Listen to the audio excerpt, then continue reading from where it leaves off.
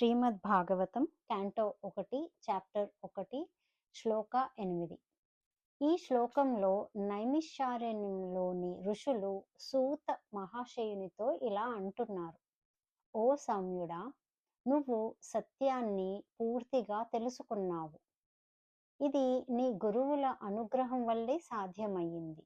ఎందుకంటే ఒక శిష్యుడు వినయంతో, ప్రేమతో, విశ్వాసంతో ఉంటే ఆ గురువులు గుహ్యమైన జ్ఞానాన్ని కూడా ఆయనకు చెబుతారు. ఈ సందేశం నేటికి అవసరం. ఎందుకంటే నిజమైన జ్ఞానం కేవలం ఇంటెలెక్ట్తో కాదు, కృపతో వస్తుంది.